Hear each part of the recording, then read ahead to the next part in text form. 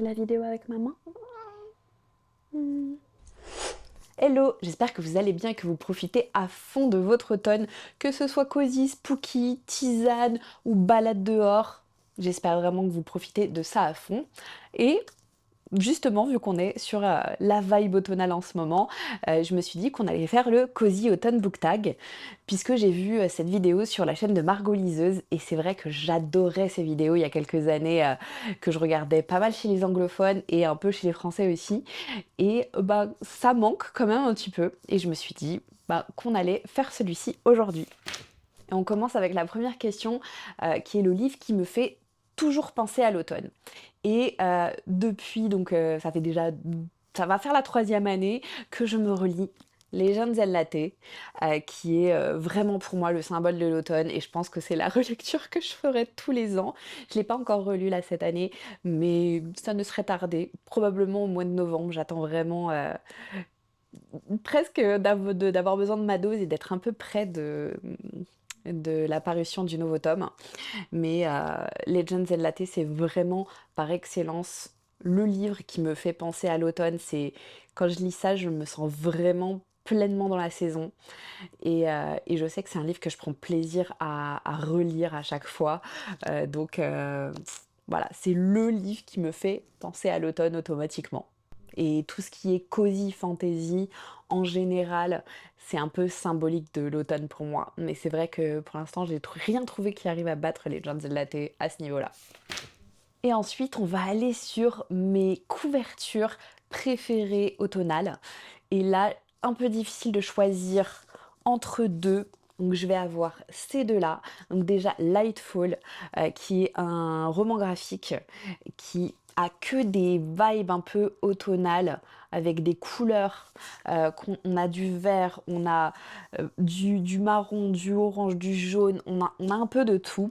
Forcément, ça me rappelle l'automne. Et par contre, je pense que vraiment celui-ci, c'est peut-être celui qui le symbolise le mieux, puisqu'on a clairement les arbres, les feuilles, on a un peu tout sur cette couverture des Mémoires de la forêt. C'est le 2e tome, Les carnets d'Archibald Renard. Et en plus d'avoir beaucoup aimé l'histoire, je trouve qu'il n'y a aucune couverture, à part peut-être certaines anglophones, mais j'ai trouvé aucune couverture qui symbolise autant l'automne, que ce soit dans les couleurs, dans la vibe, dans les animaux, même dans les petites dorures qu'il y a dessus. Enfin, tout est parfaitement pour l'automne dans cette couverture. Donc voilà, j'adore. Ma boisson automnale préférée, je dirais facilement que c'est la tisane pomme cannelle. Je pense que c'est celle que j'ai le plus consommée là cette année. Je sais que l'année dernière j'en buvais déjà pas mal, mais c'est vraiment celle-là que j'aime beaucoup. Et aussi le thé noir façon Russian Earl Grey. Ce sont les deux en ce moment dans lesquels je suis, et c'est très réconfortant pour moi, c'est très automnal. Le retour du thé, de la tisane dans mes beaux mugs d'automne, c'est vraiment les boissons que j'affectionne le plus en automne. Est-ce que je préfère tard le soir ou tôt le matin? C'est pas très difficile, puisque je suis pas du tout une lève-tôt. Donc moi, ce sera forcément tard le soir. Et rien de tel que d'être dans son canapé avec son ambiance cosy, toutes les petites lumières allumées, les petites bougies, toute cette ambiance un peu feutrée pour lire. J'adore. Après, j'aime bien le matin, mais pas trop tôt. Justement, quand on arrive vers novembre, décembre, quand il fait nuit vers 8 heures, je trouve que c'est le moment aussi où quand je suis assez réveillée pour pouvoir plonger dans un livre, et je suis pas encore, c'est trop tôt pour moi. Ça va. Mais si je dois choisir, oui, toujours tard le soir dans ces ambiances un peu comme ça. Et c'est le moment où on est toujours, allez, encore un chapitre avant de dormir et tout. Et ça me symbolise complètement. Donc ouais, plutôt tard le soir. Ah, à l'approche d'Halloween, j'ai une- quelque chose en particulier qui m'attire, c'est en général les jeunesses horreurs. Depuis quelques années, c'est ce que j'aime vraiment beaucoup. Et Et par exemple, celui-là, c'est celui que j'ai lu l'année dernière, où on était plutôt sur une histoire de fantômes, mais vraiment des choses. Je suis pas quelqu'un qui lit beaucoup d'horreur. Cette année va être une année où je vais vraiment essayer de l'horreur un peu plus pure. Mais j'aime beaucoup la dose qu'il y a dans le jeunesse. C'est ce que je pense que ce qui fait peur aux enfants me fait peur aussi. Et donc c'est la parfaite dose en général. Parce que franchement, il y a celle-ci et celui de Catherine Arden, il me semble, qui m'avait vraiment mais vraiment fait peur. Et quand on lit ça un peu le soir et tout, celui-là, il est gravé dans ma tête quand je le lisais, justement, tard le soir. Euh, c'est le moment où quand je vais me coucher, je suis pas sereine. Donc franchement, les jeunesses horreur, au moment d'Halloween, je trouve que c'est juste parfait. Le réconfort par excellence, ça va être très dur. Bon, je vais pas vous redonner les Gens et Latte parce que ça, c'est quelque chose que je vais faire une fois dans l'année. Mais vraiment, mon go-to, vraiment le truc où je vais automatiquement colocataire à leur manière. Et ça peut être n'importe quelle saison. Mais depuis que j'ai trouvé ce manga, c'est vraiment le doudou. C'est vraiment cosy, c'est réconfortant. C'est vraiment une histoire toute simple, mais profonde, qui me touche et qui parle à mon âme de maman chat. Donc c'est vraiment ma lecture réconfortante par excellence. J'ai pris ce tome-là parce que je l'avais sous la main, c'est le prochain que je dois lire. Parce que il m'en reste que deux à lire, donc je les savoure, même si je peux me les relire sans problème. Mais quand je serai à jour, je serai quand même un peu triste d'attendre le prochain. Et, euh, et sinon, il y a l'audiobook de Dresden Files, je les ai là derrière moi en livre, mais l'audiobook avec la voix de James Masters, souvent quand j'avais des angoisses la nuit, alors surtout en 2020, parce que c'est là que j'ai lu la série, quand je l'ai fini, je me remettais des livres audio juste pour pouvoir m'endormir. Sa voix me berçait, me calmait, m'apportait un baume réconfortant justement qui me permettait de m'endormir. Donc ce serait vraiment mes deux lectures qui seraient vraiment dans ce type réconfortant. Celle-là, bah, ça va être dur de vous répondre parce que j'en ai pas.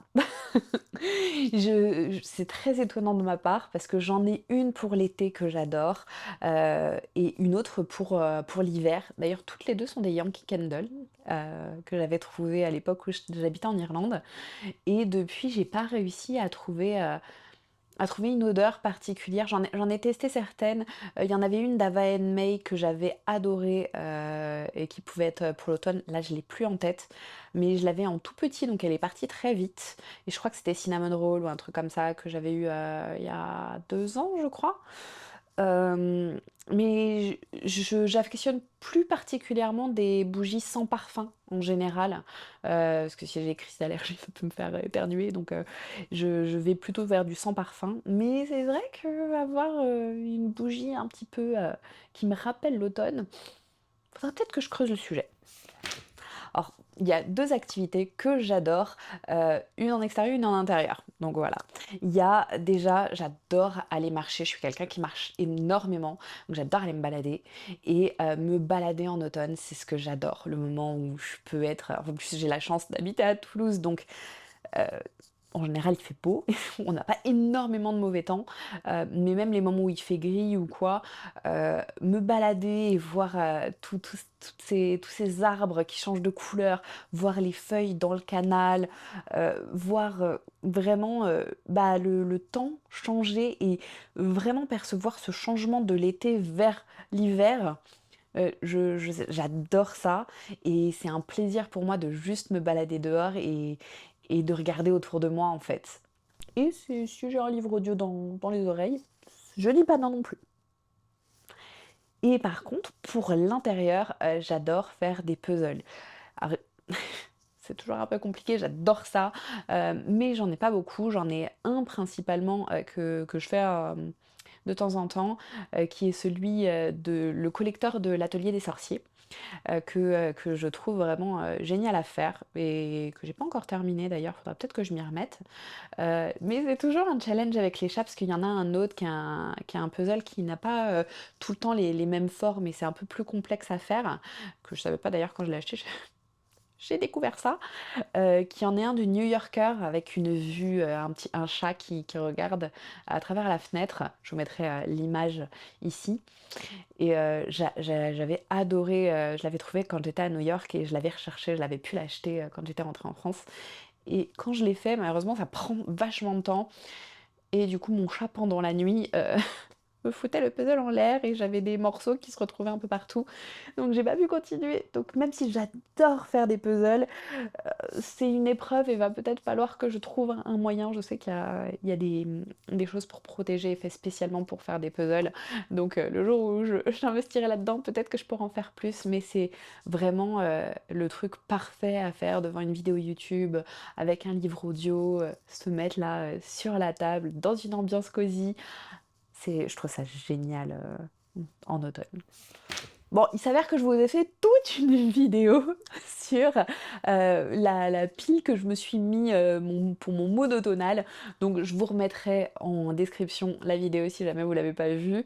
Mais mes priorités, alors j'en ai 3 qui sont des styles différents. Donc j'ai un graphique avec mon stress puisque ça va être parfait pour la saison et j'ai les 5 premiers tomes, j'ai lu le premier récemment, je l'ai relu et j'ai vraiment envie de voir la suite parce que c'est dense, donc si j'enchaîne pas rapidement, je vais oublier.